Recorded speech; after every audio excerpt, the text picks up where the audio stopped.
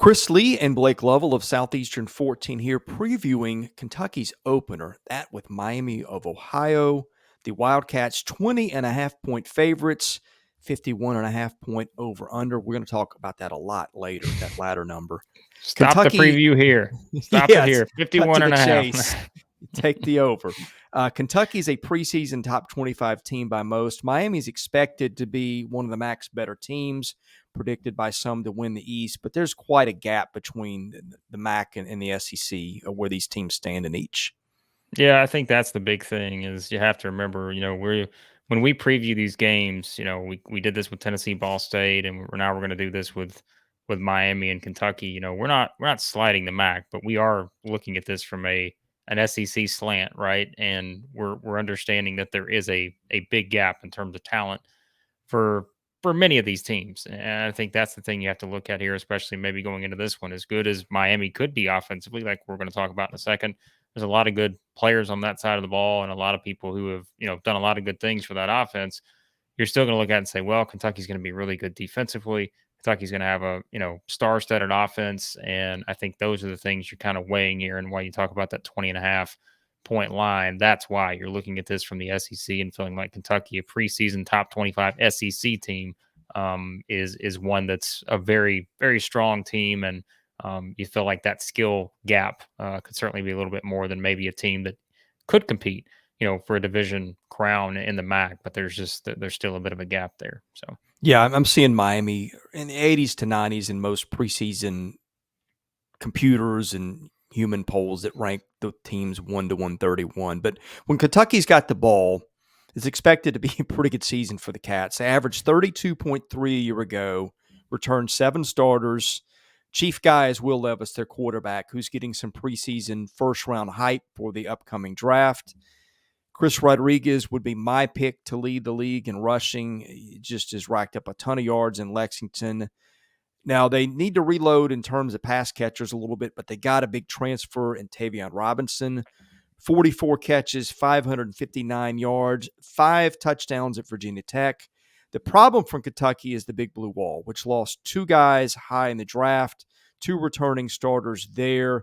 But left guard Kenneth Horsey is probably one of the league's better guards. Now, Miami returns only 5 starters from a defense that allowed 23.1 points a game a year ago, but loses 10 of the top 13 tacklers.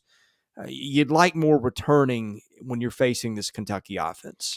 right, and all we have to do is we have to go off of what we have on paper, right? And this is what we have to go on. And you can look at that number of what Miami allowed last year, and it looks very nice. But then you have to really dive into saying, well, they lost this many guys and this many of their top tacklers, and even if they do have some returning starters, you feel like maybe there could be a little bit of a transition there, and maybe that's something that works its way out throughout the season, and that's why game one you could be at a disadvantage going up against this Kentucky offense. And like you said, you've got a potential first round pick at quarterback, could have the league's best rusher in terms of yardage in Rodriguez. And, I feel like they'll figure the things out that they need to figure out on the offensive line. May not be as big of an issue in this game versus, if you're going to play in a Georgia or someone like that. So you feel like this is a pretty good setup for Kentucky offensively in this game.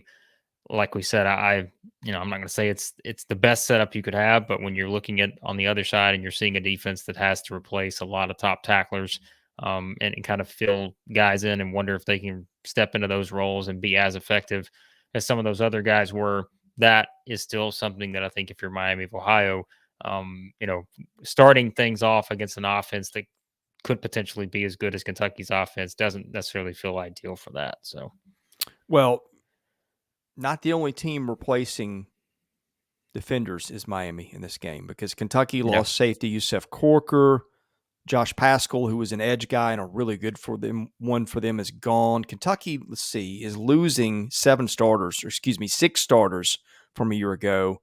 Now, of course, under Mark Stoops, the defense has just been solid year in and year out. They're a machine now where they just plug in new guys.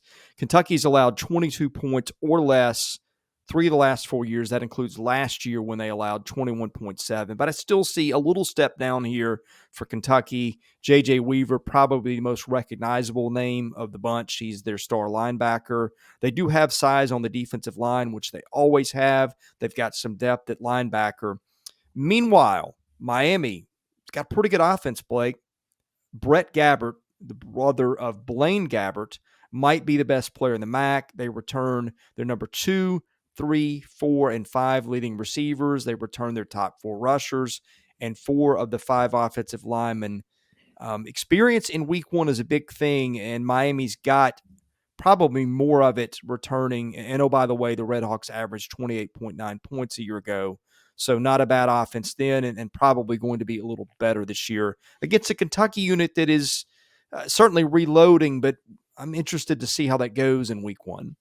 Yeah, and that's where you wonder, kind of how the skill matches up on both sides when you take an offense that was as good as they were last year for Miami in the MAC, and looking at a quarterback that just, as is going to be able to come out and do a lot of good things. You have so many guys returning that you feel like you're already plugged in. You're not kind of in that situation on the other side of the ball where you're having to replace experience, replace guys in some of those key spots. You feel like you've already got a lot of those guys plugged in. So yeah, I mean, I think if you're Miami, that's going to be your strength this season. I think most people would certainly agree with that. Looking at the offense, it's just a matter of, what can you do against a team like this with the size that Kentucky has on defense and some of the things they'll be able to do just under a Mark Stoops, kind of leadership, right? And I think that's the thing is you would expect him. We've seen it over the years. They do have some guys they have to replace, but we've kind of seen him be able to push the right buttons with his defense, and I think that will be something that's easily the most interesting, schematic matchup in this one is just this Miami offense going up against this Kentucky defense, and kind of what either side will be able to do to kind of gain advantage. I think in that scenario. So Okay, pre-podcast, I asked you what would you think the under on this game would be, and you threw out a number in the 60s. And I told you that the real number is 51.5, which we then spent several minutes checking to make sure that was not a typo somewhere, and it was not. Now, look, it's not. we are pretty realistic. We've looked at a lot of these games. We said it's week 1. We don't know. There's some merits to some of the other teams the SEC teams are playing. You might be careful. This is one where I think both of us had pretty strong opinions, maybe not on whether Kentucky covers, but on the over-under. And unless we are missing something, and please, by all means, do your own research. But we both looked at this one and left scratching our heads on that 51.5 point over-under because I think there's going to be more points scored than that, and you do too. Yeah, I think so. I do. I really think so. I mean, I guess if you're looking at the betting trends, I'm looking at covers here, and if you want to lean on something to take the under's 4-0 in the last 4 games for Miami of Ohio against SEC opponents. But that's a very small, and like that's a very small trend. We just said it, like breaking down each team's offense and defense, like offense specifically. I just feel like each team's offense will probably be able to score some points here. But I mean, I really think Kentucky's offense will be able to score some points. We talked about kind of the replacing of Miami Ohio's defense. So yeah, man, I don't know. This opened at 49.5. It's jumped up to 51.5, which is not that much when you think about it. Maybe people just there's something we're not seeing, which would not be the first time. But there's only one thing I'm confident about, and if I'm betting this game, and again, we're not professional bettors, but I would have to go over here. I just feel like Kentucky's going to be able to put up points, a lot of points, and maybe I'm missing something there, but I think that's the biggest thing for me. I think Kentucky puts up 30 something probably on their own. It's just, I guess, can Miami score enough points against this Kentucky defense? I think that's your big question when you're betting this game. Yeah, and to be clear, we're not pros at this. I don't even gamble, but if I did, I look at this and say that's one that kind of is glaring. We try to tell you what we think. We're two guys that watch a lot of SEC football, and that one sort of stood out to us. All right. By the way, on the against the spread, if you want a quick note here, Kentucky 10-2-1 against the spread in their last 13 non-conference games, 9-2 in their last 11 against the MAC. So that's from covers as well. Yeah. We are previewing every single SEC game from week 1. In fact, we'll be doing that all year. So be sure to hit the subscribe button, watch all our week 1 previews, and we'll see you again soon.